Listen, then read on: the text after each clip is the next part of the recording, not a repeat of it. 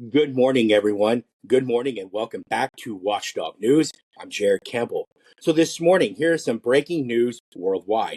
February 21st, 2025. Let's start out with some U.S. breaking news. So the Trump administration initiatives and federal workforce cuts. So a federal judge in Washington, D.C. has authorized President Trump's administration to proceed with mass terminations of federal employees, dismissing union objections. The IRS has begun dismissing 7,000 staff members as part of the Department of Government Efficiency's DOGE broader strategy to streamline government operations. Elon Musk, leading DOGE, celebrated the ruling by showcasing a chainsaw gifted by Argentina's President Javier Milei, symbolizing aggressive bureaucratic cuts. Some critics warn that these layoffs could severely impact government functions, including tax collection and enforcement.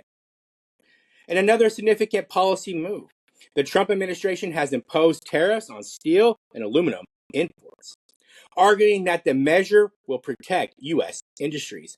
However, trade partners, including Canada and Mexico, have criticized the decision, warning of potential retaliatory tariffs. Let's talk about economic stability and financial news. Consumer sentiment declined sharply in late February, with the index falling to 64.7 from 67.8 earlier in the month, marking the lowest level since November of 2023. Rising long-term inflation expectations and uncertainties surrounding recent federal policies have contributed to the downturn. Business activity in the U.S. has nearly stalled, with the flash U.S. PMI composite output index dropping to 50.4. This reflects a significant decline in business confidence due to the administration's trade policies. Their words, not mine. The S&P 500 and NASDAQ composites experienced declines of 0.43% and 0.47%, respectively. Walmart shares notably fell from 6.5%, citing concerns about inflation's impact on consumer spending. Their words, not mine. Healthcare updates. The Trump administration's budget cuts driven by DOGE cost reduction strategies have raised concerns about potential impacts on public health infrastructure and services for military veterans. Critics argue that these reductions could undermine essential healthcare services and compromise the nation's ability to respond to health crises. Their words, not mine. Let's get to the world news. Global conflicts and diplomatic efforts. U.S. Special Envoy to Ukraine, Keith Kellogg, described his recent discussions with Ukrainian President Zelensky as extensive as well as positive.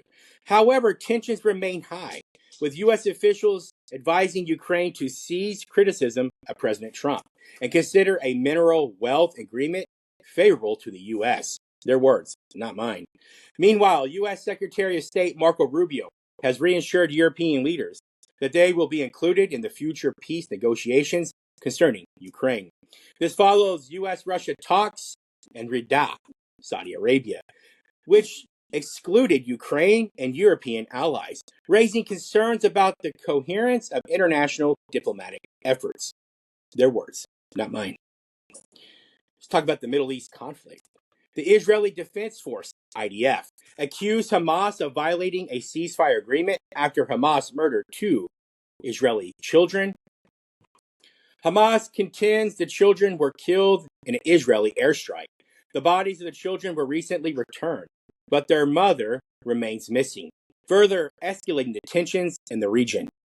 Additionally, Hamas failed to return the body of an Israeli hostage, prompting a stern warning from the U.S. Special Envoy, Adam Boehler, who demanded the immediate release of all hostages, living or deceased, and cautioned that Hamas would face a total annihilation if they did not comply. Talk about extreme weather in the U.S. Over 76 million Americans are bracing for an extreme cold, as record-breaking Arctic outbreak sweeps across the U.S. More than 80 locations are expected to experience record low temperatures, with wind chills reaching negative 20 to negative 30 across the central and northern plains and in the upper Midwest. Cold weather alerts have been issued for Nebraska to Texas and eastward to Florida, raising concerns about frostbite risk, frozen pipes, and travel disruptions. Temperatures are expected to rise by early next week. Polish president has urged Ukrainian President Zelensky to maintain constructive cooperation with the U.S., emphasizing the importance of peace and continued American support. This comes as European nations reinforce their backing of Ukraine with a new aid package expected from the EU. Meanwhile, Germany's federal election campaign is being dominated by anti-migration rhetoric, reflecting